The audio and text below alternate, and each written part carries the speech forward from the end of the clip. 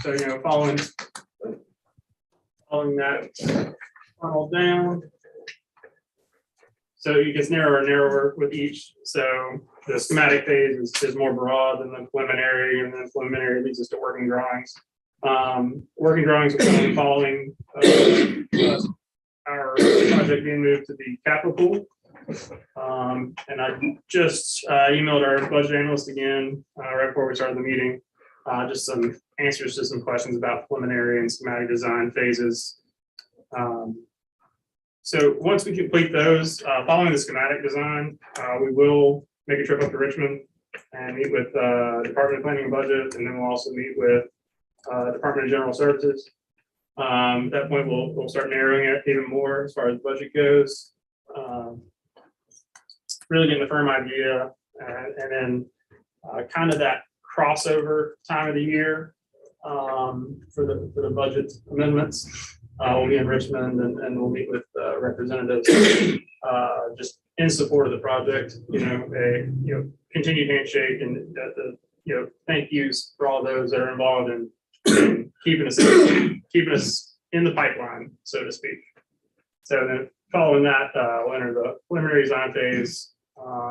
Those two together, this is approximately 200 days. So we should be wrapping preliminary design June 2023, which coincides with hopefully the release of the funds for construction. So moving into that construction pool. Between now and then, we have applied for CM at risk. So construction management at risk. It's just bringing the construction team on board earlier. So your construction manager starts mid preliminary design. That helps with everything from budgeting to supply logistics to your just cost estimation. So just trying to eliminate as many surprises as possible. Also, having the CM risk on board early will allow us to kind of narrow down suppliers, especially for exhibits. It's kind of a very niche area for construction that we'll definitely request their help on as far as budgeting and supply timelines, so forth. Yeah, so does anybody have any questions about the budget in general, or where we stand, or anything, trying to kind of spinning wheels at this point, moving forward the new budget next fiscal year? I have a question. This is Carol. Hey, Carol. Hello, everybody. Hey.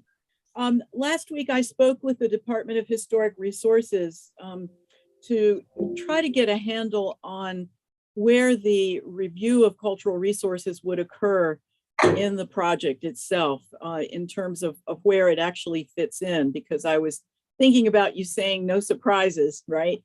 And, of course, right now, because the property is still owned by the city of Waynesboro, Waynesboro does not have any kind of mandate regarding cultural resources, but as the property is turned over to the state, that will change. Those requirements will change.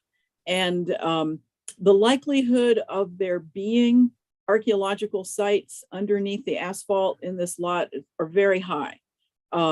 We know, for example, from already documented sites all through the Greenway, there are Native American sites. And I think the idea of being able to highlight the fact that the building is constructed literally on top of where Native American people first lived.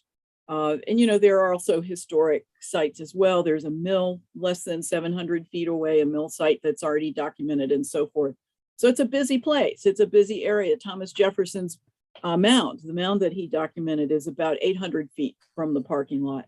So I just am wondering how you all have factored that in, what kind of discussions you're having, and so forth. DHR, I haven't gotten any kind of firm answer from them yet. But of course, the question is the ownership of the property and when it is turned over and what is required. So typically DHR, that would come in at the, from my familiarity with other projects, the Douglas Roof project, the Pavilion project, it's more after the designs are looked at by BGS. So we're looking, DHR's involvement will probably be following preliminary design. So, but the discussions with the AE firm currently, we're working with them to try to get the borings done. And they're trying to get some kind of coordination around digging the test pits at a similar time. So as we're tearing up asphalt to do the borings, to do the core samples, we're going to try to coordinate all those efforts together. So hopefully sooner rather than later, as far as the dig pits, the subcontractor is already in place. That's part of the negotiated package. So they're online. It's just a matter of and Greg and the city of Waynesboro have been super helpful and just letting us go ahead and start those wheels, moving. So as part of that initial process, we should have some test bits. So then we can report back, to DHR and all the other agencies. So the Bureau of Land Management really is where it sits. Oh, that's a different screen. Right now, as far as the property being handed over from the city of Waynesboro to the state of Virginia. So there's surveys and the geologic survey needs to be done. The standard survey needs to be done.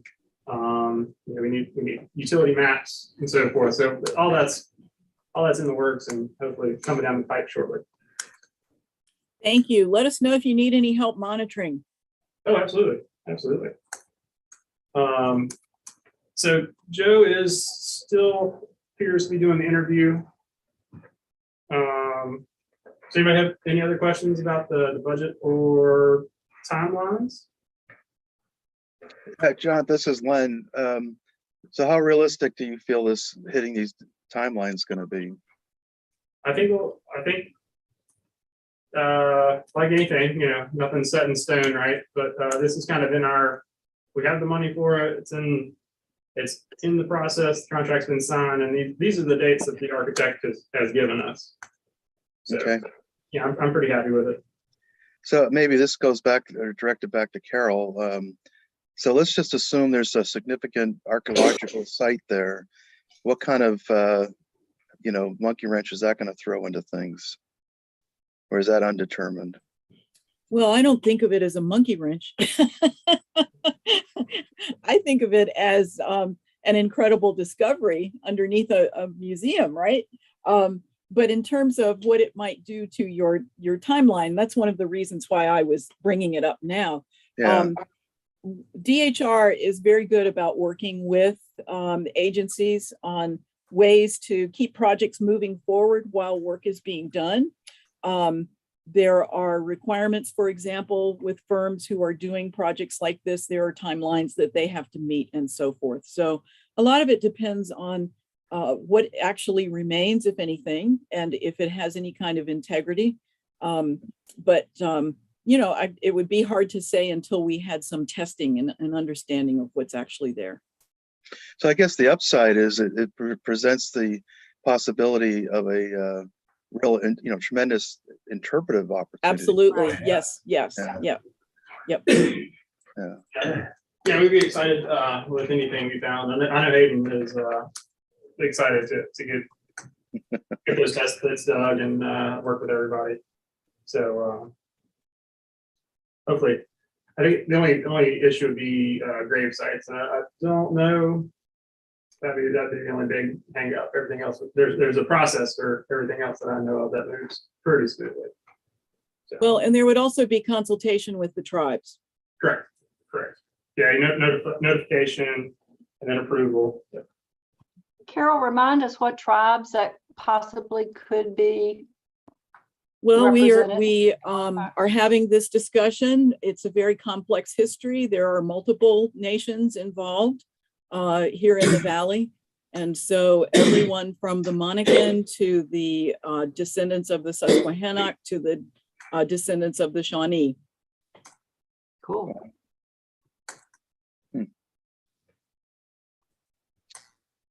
Sure. I think we can start at least a bit of the review of the detailed planning meeting.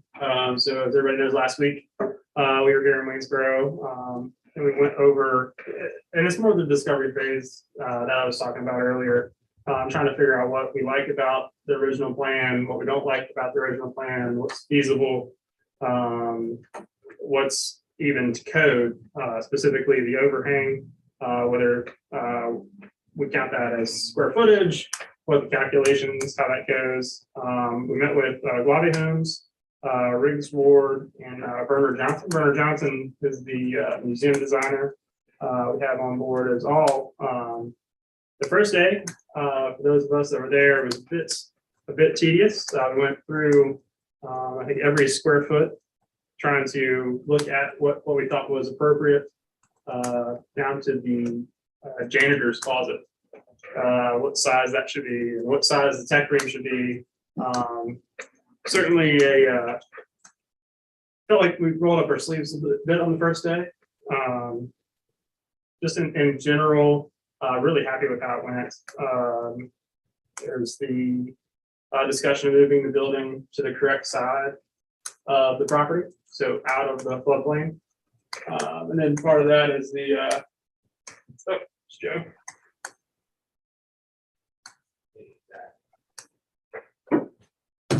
Perfect time.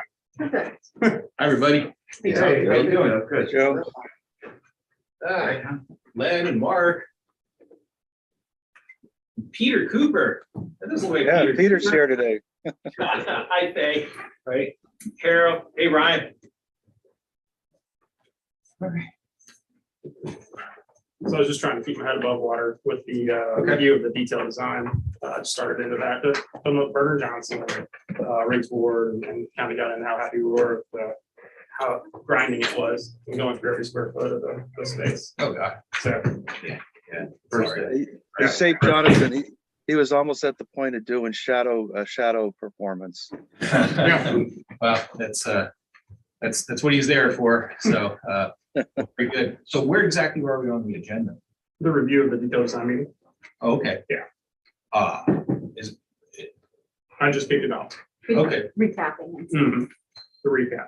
Okay, well, assuming the recap looks good, for part B, we don't have a proposed schedule yet. What's going to happen is Jacqueline Smith, who is our project manager, so she's with Guave Homes, but we'll be working closely with Bernard Johnson, Riggs Ward Design, and all the sub-consultants.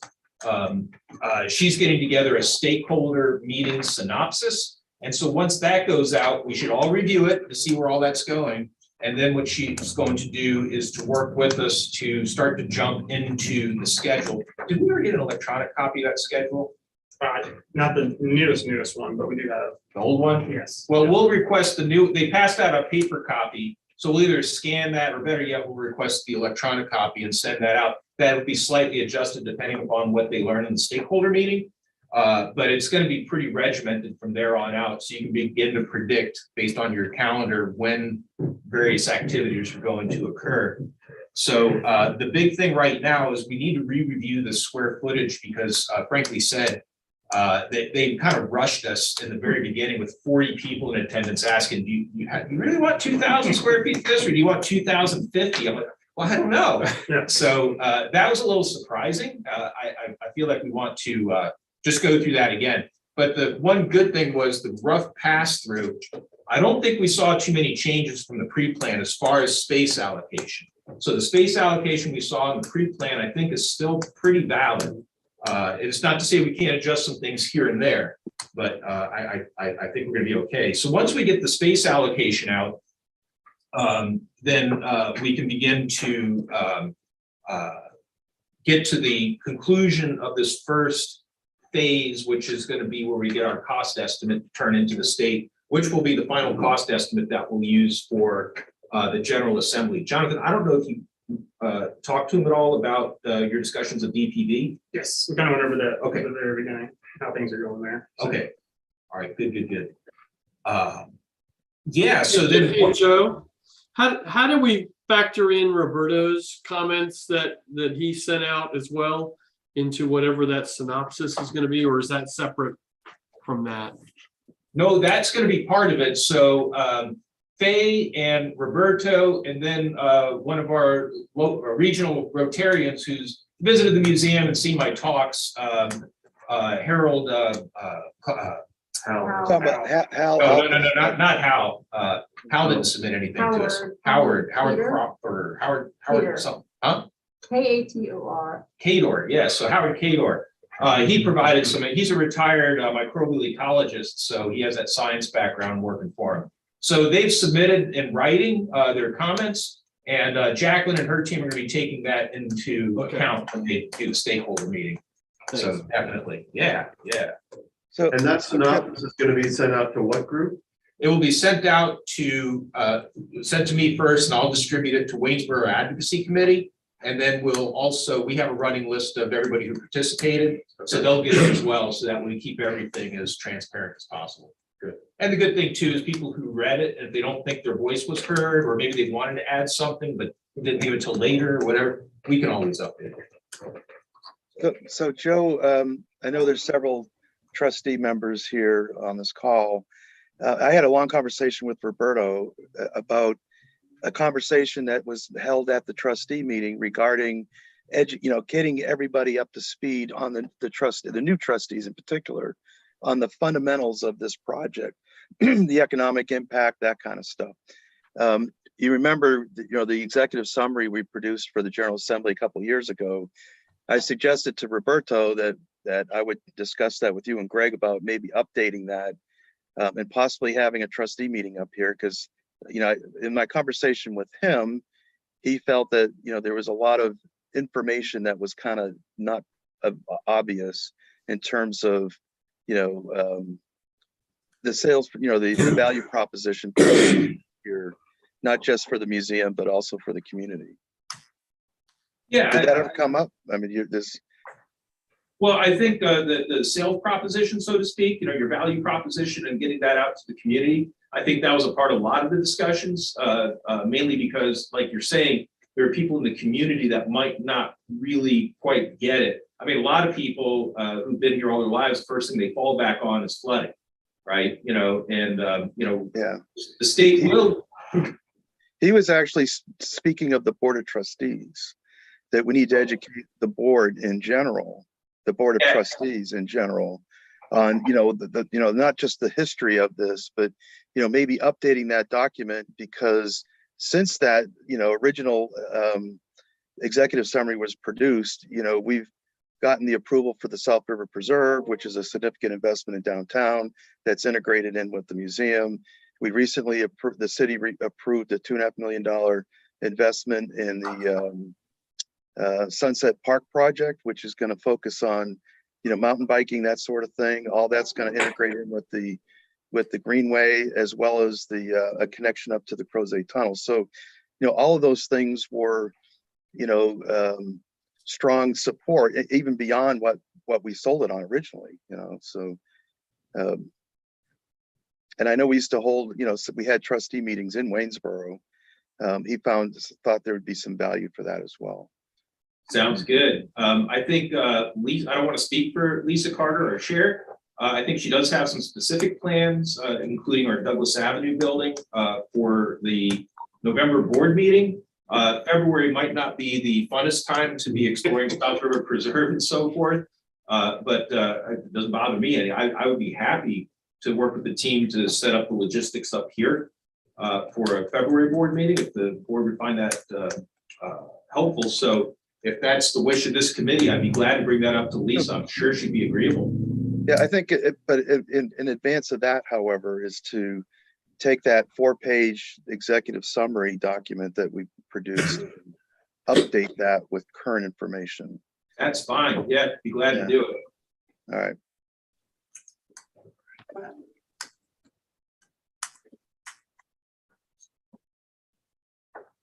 Okay. All right, well, the synopsis, the summary should be pretty easy to update. Greg, I'd be happy to work with you. We can take a stab at it, add some updates. We might use some specific numbers and so forth, but we can make that available for sure. All righty. So as far as review of the detailed design portion of our agenda, does anybody have anything else they want to chime in about or ask about? I'm sorry, I came halfway in on. Incidentally, we had an interview with local TV station, WHSD. Yeah. So we had some pretty good media coverage for the event last week. Great. Awesome. I came in a little bit late too, and so I know Jonathan took the ball, and for both Joe and myself, as I guess I'm serving as the chair, I understand that I was appointed to that position. So I just want to make sure I understand how the groups that we had originally set up might get engaged with the architect. So we had these like specific task forces. I can't remember what we called them exactly, but I know I'm on the building design one, and there was a energy and green infrastructure one, and all of those. How are they going to interface with the architect going forward? So I'd say that each of the disciplines would be, so the landscape team is going to work with landscape crew, so we don't have to pull everybody into one. And then the chair or Joe and I will, summarize that and then distribute that to the rest of the team.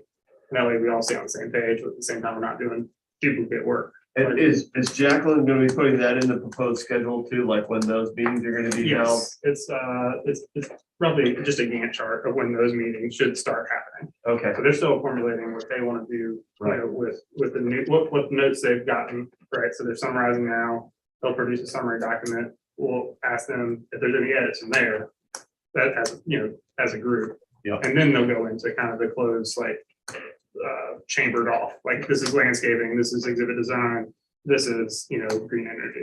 okay. So they'll take them, and then, the building design first, because, you have to have the structure, or it narrows down. And the Gantt chart is over a year long. So Okay. yeah, there's going to be plenty of opportunity for what we did this past week was literally called a kickoff meeting. So just kind of touching on things. Again, a few the topics I thought were a little surprising. We weren't really expecting some of those topics to come up, but I think this is just part of the feeling out process.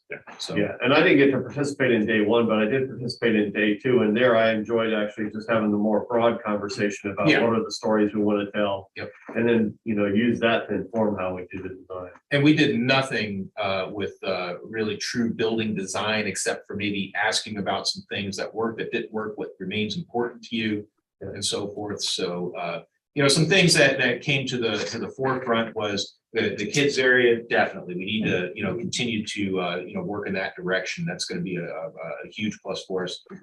The relative size of some of the spaces, such as the store and box office, was huge in the pre-plan. Our current visitor services manager gave us a lot of advice on how to better set that up.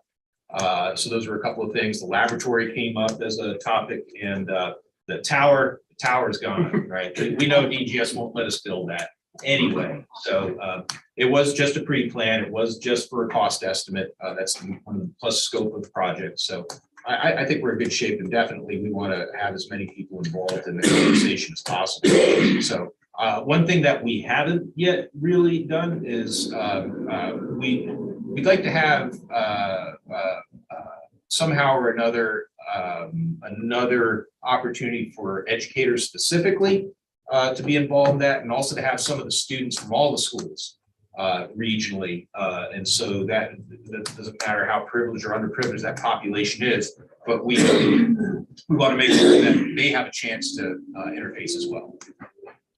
Yeah, I think the other thing, Joe, I'll say from that first day that I found really useful is that there was a continuing discussion around flexibility and trying, as we walk through different areas and space allocations, and trying to make sure that we kept a flexible mindset. I mean, I don't know how many times I heard potentially you say, well, that might be phase two, making sure that phase one accommodates some potential for phase two as we looked around and discussed different parts of the structure.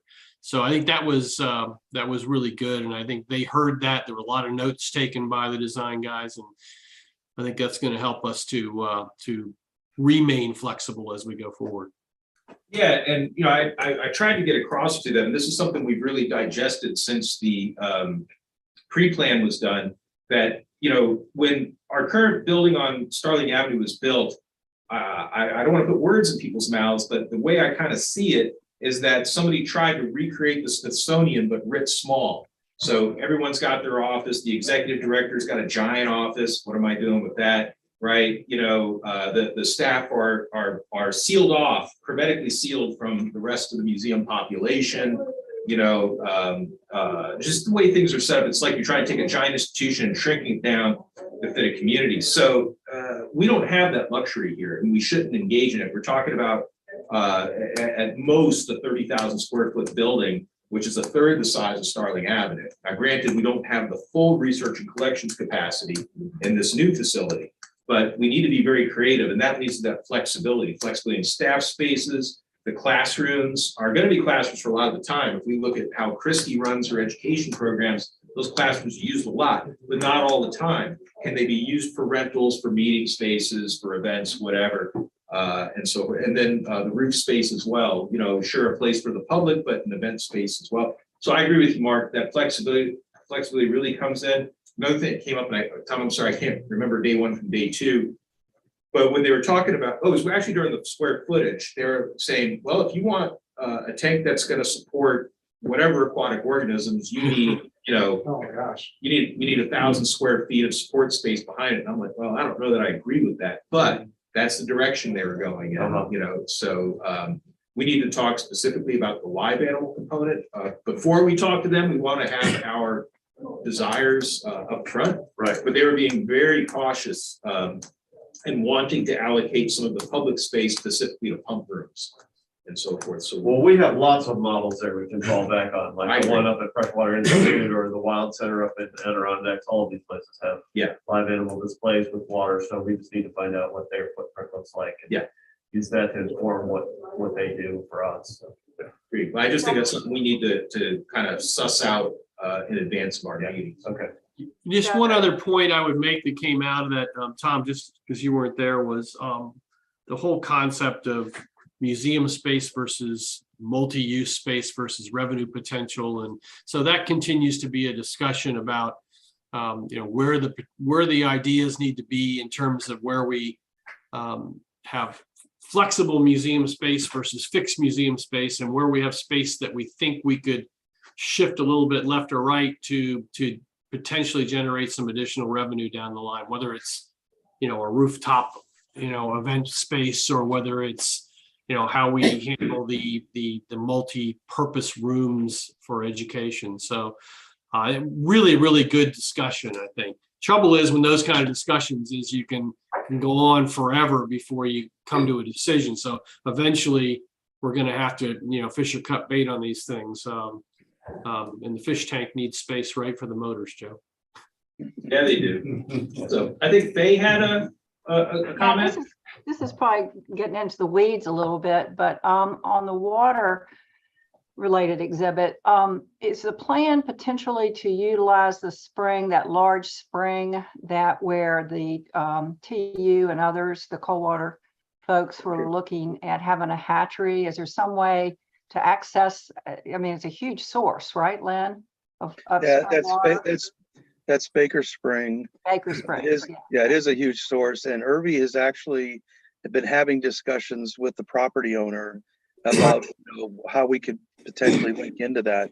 The challenge is that the feed into the facility, the South River Complex, which is just south of this property, it hasn't been functional for many years. So there's some effort to get it from the pump house, which is even further south, and get that whole thing moved up.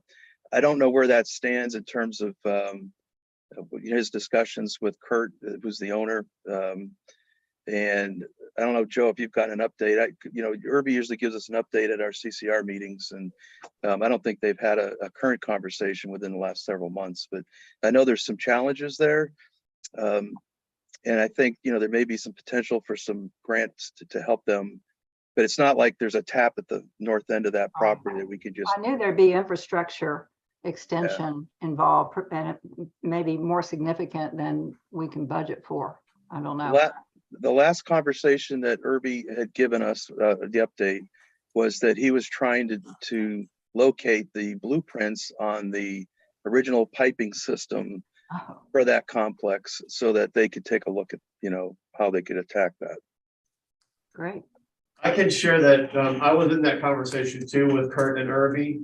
And one of the things that came up was even if we can't bring the water to our facility, the property owner suggested that there might be an opportunity to build a facility along the greenway that could be an educational building, and it could include some of that spring water. And so that was pretty vague at the time, but I think that's another thing that we can think about rather than trying to bring the water to us. You know, like we've talked about, building this museum in such a way that it's without walls and it includes the greenway and the green space and Yeah. potentially this educational center that might be located up closer to that spring.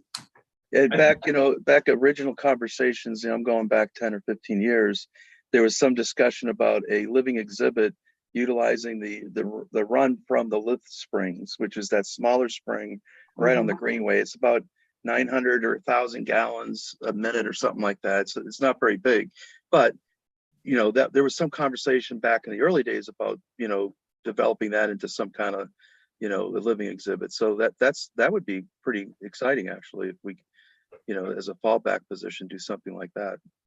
And I agree with Faye, we're kind of getting down into the weeds, maybe aquatic weeds, but the one thing that I can think about with regard to water display is you don't necessarily have to bring the water off site. You could recirculate, and actually doing a recirculating system might be an interesting one in terms of sustainability theme. And also we talked a little bit with the architects and the designers about making that transparent so you can actually see how a filter works, what it's doing and so forth, and understand what happens in the ecosystems that's similar to that. So Well, I think, with that, I want to leave us to the broader conversation too. but attacking our mission for STEM education, I mean, having cutouts of that kind of stuff, seeing it in in a functional thing. I mean, these are the technologies that are going to define the future. I think that's incredible. Great opportunity with highlighting that technology for agriculture uses and so forth.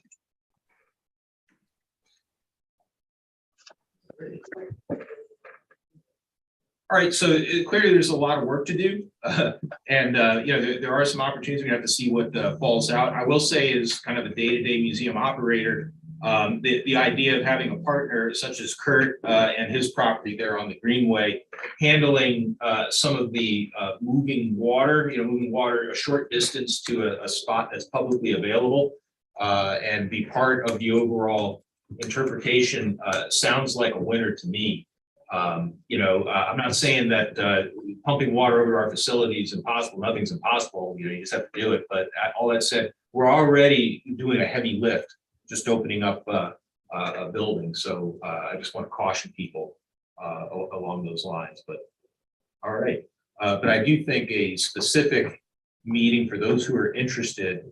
I don't know if it's in lieu of a Waynesboro Advocacy Committee meeting or maybe on the same day, just in the evening or something, where we have people who are interested in water and live animals.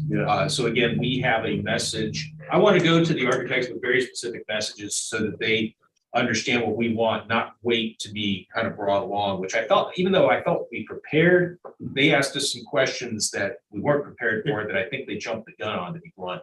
So and maybe we look at our list of task force that we already identified and see whether there's one of them that makes sense to handle a little bit of that question or form one. Yeah, form one or maybe combine two specific for that. Something So like let's take a look at that. We'll come back with a recommendation. It makes a lot of sense for the budget too, just getting everything outlined before we walk into these meetings. Yeah. So, because every time we sit down, I think we did the math on the 2 days, and it's something like $31 a minute we were spending Yeah. working with the AE firms, all in one room. Granted, that counts for all staff salaries, but it also counts for the AE folks. Didn't even include Greg in it, because we're not spending. That would have knocked Yeah, agreed. I think that can help a lot of efficiency. Still, I would say we're off to a good start from my experiences with meetings like this in the past. It was as good as any that I participated in at other institutions.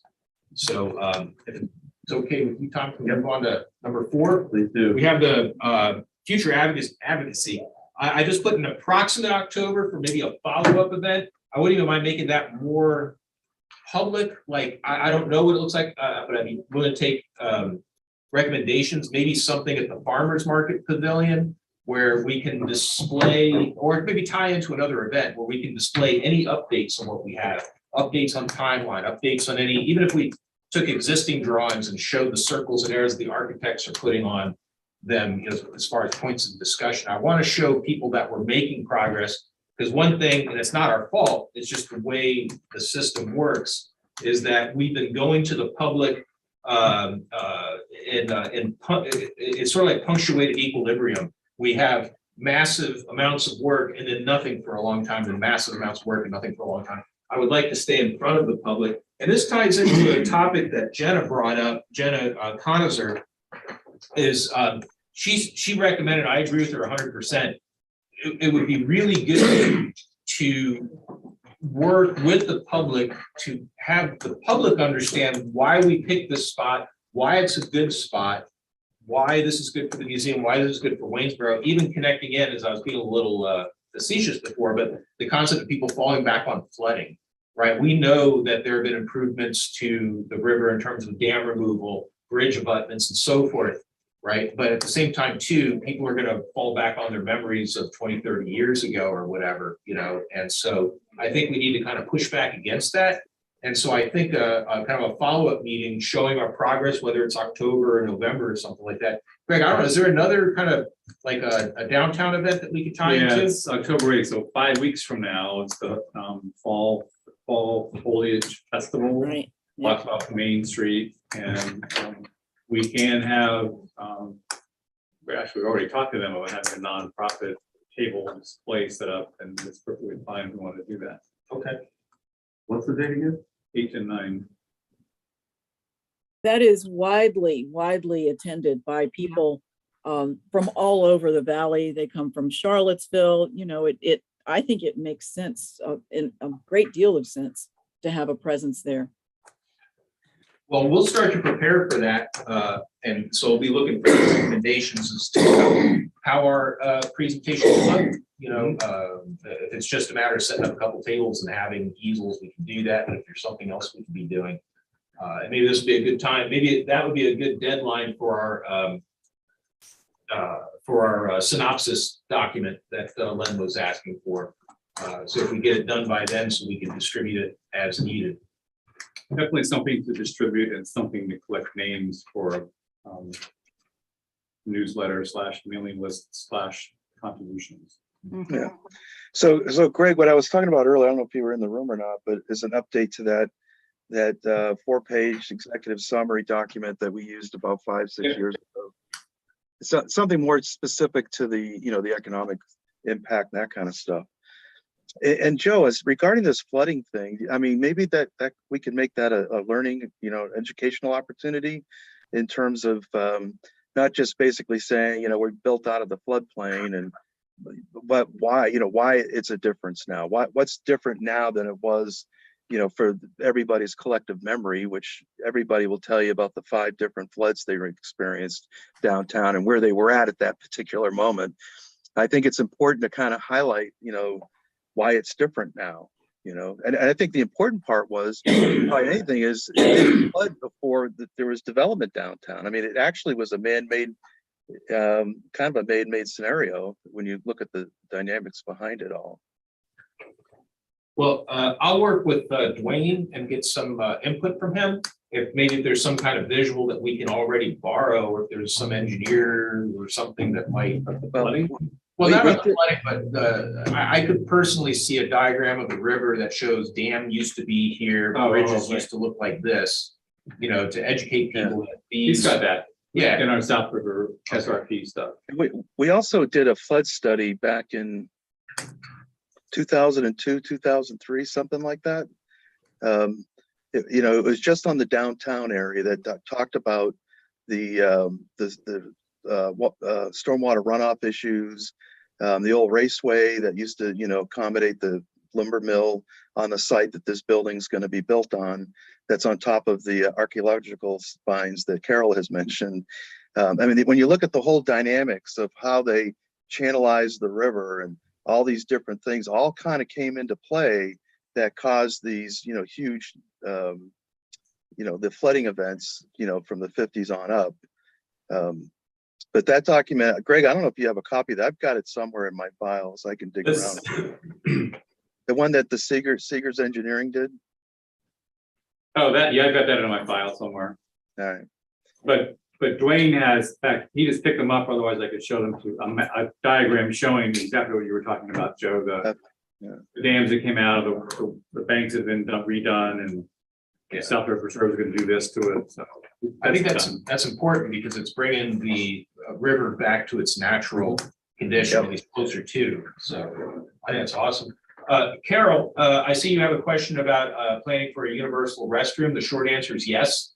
That did come up as part of the discussion. The second thing, since we have you, and maybe not everyone was involved in the conversation, can you just give the quick synopsis of this,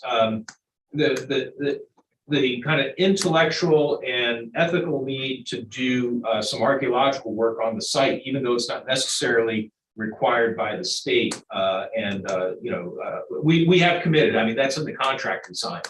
So we are moving that direction. And we did talk a little bit about that before you guys were in the room. Oh, sorry, you already covered that, Carol? Yeah. Okay, thank you. Right. I think we're in pretty good shape. Just one thing to keep in mind, and I think it's really interesting to have this discussion about flooding. And I hope that perhaps there might be an opportunity for there to be an exhibit on the floods. And I say that because floods are, as you were mentioning, Lynn, they are just emblazoned in people's memories, right? And when you, for example, when you talk with people about what happened in Nelson County in 1969, it's just visceral, the response. And so given the historic flooding that has occurred in this area and the way in which we've come to understand why it has happened and the things that have been done, in my mind, that's deserving of an exhibit. That's kind of a place-based environmental problem in essence that have a lot of resources have been brought toward. And one of the ultimate outcomes is the construction of this museum, right? Yeah. Brad, or if I could just share one thing that happened on day 2 is Brad Niederhoff. Yeah, with he's one of the guys who's designing the building, an architect, and he asked, well, what is it that's central to telling the story of this place? Like when he did the Prairie Fire Museum, he used the Prairie Fire idea to form the concepts around the building. And if you look at the design work that he did there, it's intimately connected to, you can look at this place and you can understand where it is, And I came back with the answer. Essentially, it's a lot of it comes back to the geology and slope failure, and the kind of thing that we saw after Hurricane Camille in Nelson County. That's something that's been happening on the Blue Ridge for millennia, I guess. And so I think telling that story is central to telling the story of where we are in place, Carol. So I completely agree with what you're saying. And there's so many times that I come back to geology, like if we think about the springs in the river, right? That's all about the karst geology and understanding what happens underground and being able to tell the story of the cave isopod. All of those things come back to the unique geology that we have in the area. So I think I left him with that as kind of, I think, the parting thought on what we should use to design this building such that it reflects the place where it sits. And to that end, I would kill myself if I didn't bring this up, and hopefully it's not too off topic. But as we get into the archaeological side of this and some of that history that's going to be told through the archaeological digs, interpreting that through a below grade exhibit, right? I mean, I've seen this in other locations where the museum's sitting underneath a modern building because the excavation was done and they found a 17th century village down there from early settlements, and you tour these exhibits. I'm not talking about doing a broker, but maybe some kind of thing where if we find something interesting there to show that whole progression by doing an actual dig and an exhibit built into it that way. And I'm going to apologize because I'm going to have to leave early from the meeting because I have another meeting I have to get to on campus. So I'll leave Joe to chair what's remaining. But yeah, as you can sense, I'm really excited that we are where we are. And I really look forward to all of us engaging in this process further. So, and I guess we're going to meet in a month again. Is that the plan? I was going to broach that as a topic at the end. Okay. So if do you have a sense that you would like to? I would like to. I Let's think do it. we're, like you said, we're kind of in that busy phase now, so I think we need to keep in touch. And so I want Very to meet again in a month. And obviously, if we can engage some of the stakeholder groups before then, I'm hoping that will happen. So, Okay. all right. So And, get that on the calendar. see All you. right, Mary Zel's got on the calendar. She'll send out an invite for it. Great. Bye, all. See you, Tom. Thank Hey, you. Tom. See you, Tom. All right. We see, so we went from Fall Foliage Festival to some of these exhibit designs, but really on the high level as far as, what's going to inform our building, what makes it special and so forth. These are all things that we will send back to Jacqueline, so that way maybe she can take the stakeholder report and basically note that the working committee is in favor of such things. You all know about this, back earlier in the summer, we had regional Rotary clubs here that we bust down. We used some of our Waynesboro funds to make it happen. We fed them lunch. They're very appreciative. We've got some really strong allies there. It happens so often that people come down and see the quality of the Martinsville facility, and then they realize we're bringing it to this region. It makes a lot of difference. So we're going to continue with that. We're going to be working with Ollie out of UVA and have a similar trip upcoming. So I'm working with their folks. Tay Strauss, the director there, was supposed to come down last week, but she had scheduled to come down when Glawie Holmes scheduled our kickoff meeting. So we had to punt, couldn't do everything. So So Joe, if you remember, we actually tentatively scheduled a second trip with the Rotary Kiwanis clubs for like the third Saturday in September. And Yeah. I've had a couple of recent questions about that. And my Okay. answer's been, well, we kind of got tied up with the architect, lining up with the architects. I know we haven't planned anything for it. right. So we probably need to select a new date and start getting the word out, because we're obviously not going to be able to pull it off. I'll reach out to Hal. Yeah, we're not going to do it then, but that was just sort of a loose thing, and I think it's important. So point is, I'll reach out to Hal and see if we can't get some calendar dates solidified for that. So so the Kiwanis were pushing me for a date, and I had told them that was the tentative date. Okay. Who's our contact in Kiwanis? That isn't Hal. He's with Rotary. It's Sam Bosserman, Right. and she is a member of, I think, the Waynesboro Club, and also the assistant district governor. Okay. Faye, is that correct? I mean, you're still Kiwanis, yeah. Yes, I think that's right. And I'm It's- happy to schedule another visit for you with the Valley, Shenandoah Valley Kiwanis too. Okay. Maybe after the first of the year might be a little better for them. Okay. Actually, that would give us more to discuss and to show regarding the detailed design process. We seem to learn more every month. Yeah. So I think that would be the most effective. So Joe, the consensus that we're not going to make the September date because we got delayed with the architect. We're shooting for late winter, early spring for our next budget, maybe. We can do that. I don't mind hosting another group, especially since Rotary has already come. If we're going to get some more Rotarians, if that's what we want to do. But it might be best to push off it. I don't think it's going to hurt anything, right? We've got a lot of momentum going. I think it'll just continue to build momentum, honestly. So maybe we should shoot for late October, early November for this next round. Okay. We can make that work. Yeah. Did we get a feeling, what did we do? Did we do that on a weekday? We did that on a weekday last time. We decided it was better to do it on a Saturday. Yeah, Some of the folks that wanted to attend couldn't because they had to work or had to get time off from work. And some folks would like to bring their children. yeah. That jives with what I'm remembering. So we'll look at the calendar for then and work to get something scheduled and get some more folks down. I think that's going to be critical. Also keep in mind that there's a number of meetings and presentations. I thought I had a list of it sitting here in my notebook. I don't, but I do have a scheduled presentation to City Council, the Waynesboro Arts Club, and a couple of other regional groups. I just did AARP a couple of weeks ago and whatnot. So we're getting a lot of requests for presentations and so forth.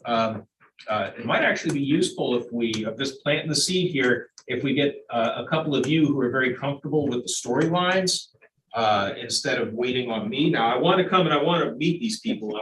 There's a lot to be said about me getting in front of these people personally, and I still want to continue to do that. But I'm just planting the seed that, if it comes to a point where it's going to be difficult for me or the staff to reach everybody, that if we had other folks up here who'd be comfortable telling the storyline, we might want to look at that, because I think we're just going to get more and more of that.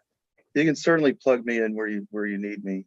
Sure. Thank you, Len. Appreciate Happy that. to do that. Okay. So, yeah, right now, again, with momentum, got to give a shout out to Mary Zell, the newsletter. We put together the text and provide some images. She puts together the kind of look of it. So it's been going out very effectively. These various presentations will have the Fall Foliage Fest presentation going on, and then the visits down to the museum. So I think we've got some good momentum going for sure. I want to real quick just to cover the fundraising schedule, just so that we're all clear. We are editing and putting together, and Len, Greg, who else we have here from CCR? That's it. So you'll see pretty soon we're going to have an updated spreadsheet that shows some of our past donors, past prospects who didn't donate, and we're going to need help with some updating from CCR. Names that we're lacking on the list, changes of any kind of contact information, and so forth. I'm sorry, Greg, I have not forgotten you, but we do have.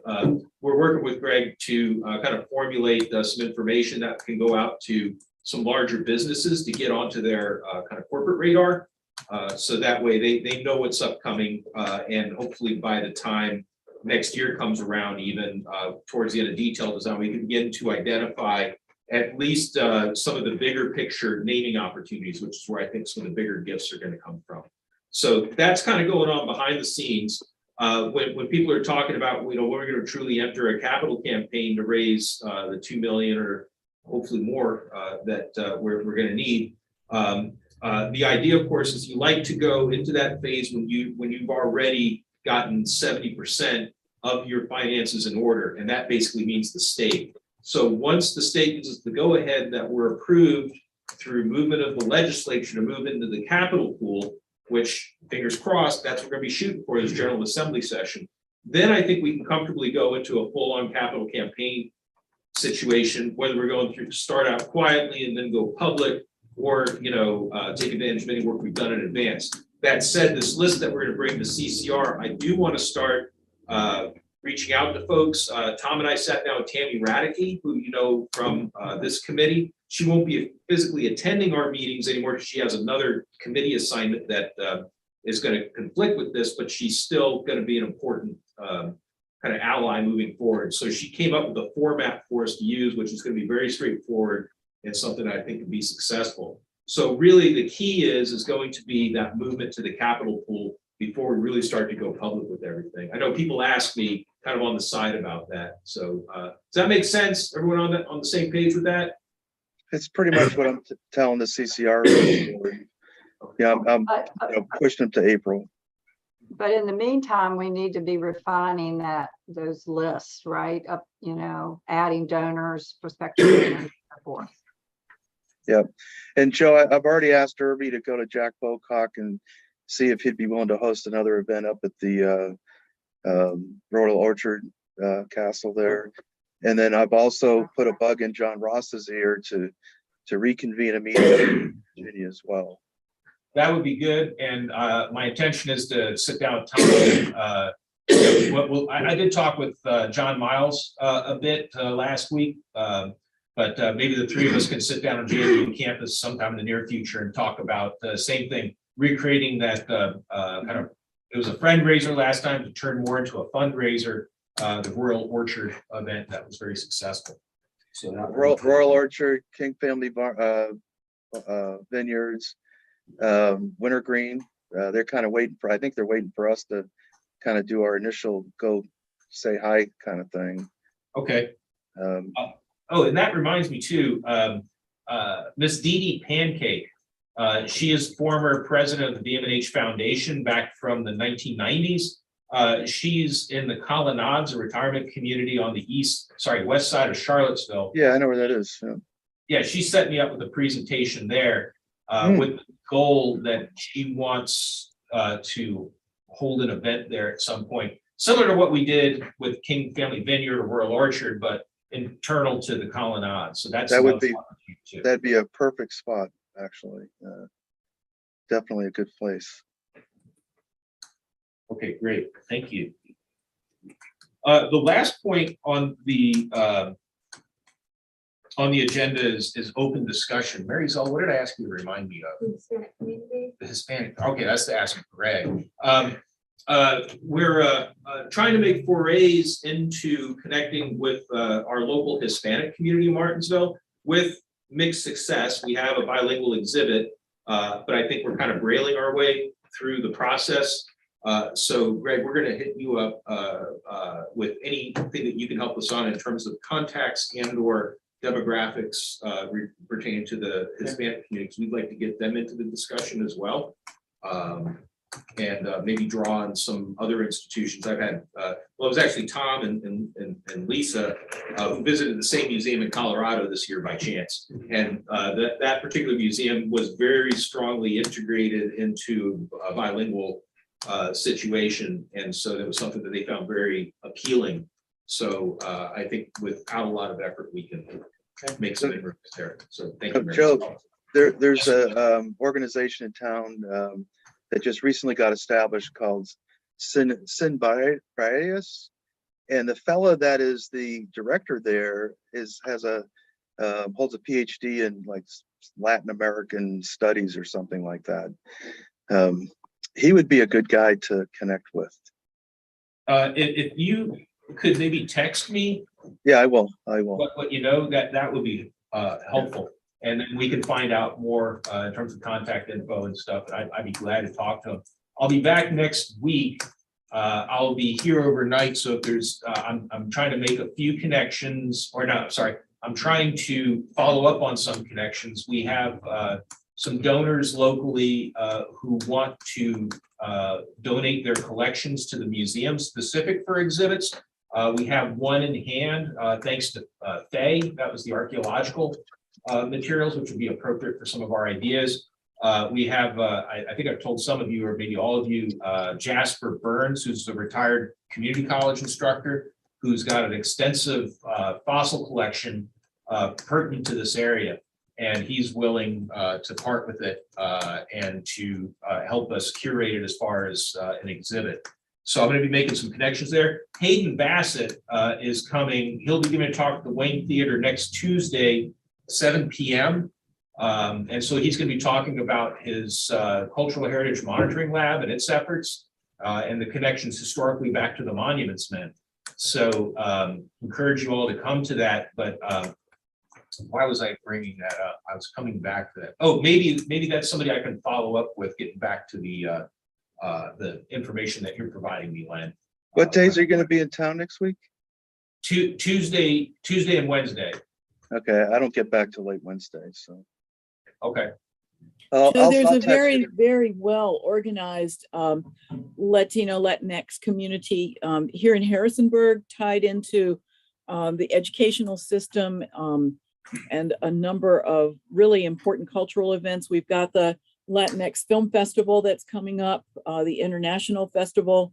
And so I would encourage you to think perhaps beyond Waynesboro in making some of these connections, because one of the things that we have been approached with at JMU is the need for exactly the sort of thing that you just talked about, the need for places where students from these families can go and take their families. That's the important thing, not just, they are learning English, but their families are not. And so, as a way to integrate the families into the community, the children often lead. And there are a lot of events that are happening in Harrisonburg around this idea right now. And I'm glad to put you in touch with some of those folks. Yes, please. One thing I thought about would be awesome is, we have like a homeschool orientation, and we also have a teacher orientation down at the museum. And with obvious reasons. You know, you get these people comfortable with the institution so they can self-guide or whatever, and then they can bring their families, they can bring their students, but it'd be the same thing here. What if we got the young members of the Hispanic community to come through the museum to teach them how to be ambassadors in their own community and to bring them? So I could see a lot of avenues along those ways where we can touch populations that frankly said we're doing a poor job of historically, and I continue to do very poorly at, you know, to be blunt, you know, so. But it looks like we've got some avenues towards success there. So thank you both. I'm just going to leave it for open discussion on anything that, Jonathan, we missed out on anything in particular? I don't think so. It's good. Like, you know, like we were talking about earlier, it's the 30,000 foot view right now. And we're building that funnel with information, try to narrow the discussion. I think that was Carol. Yeah, Carol, thank you, Carol. Yeah, she's gone. So, but Sean, you're not new to this, but you're pretty new to it. Is there anything that we said that like just totally sounded just confusing or out of this world or anything like that? Put you on the spot. I get the whole process. Okay, all right, good. Due to previous experiences. All right, I know how it's all gonna go down, so. Okay, all right, very good.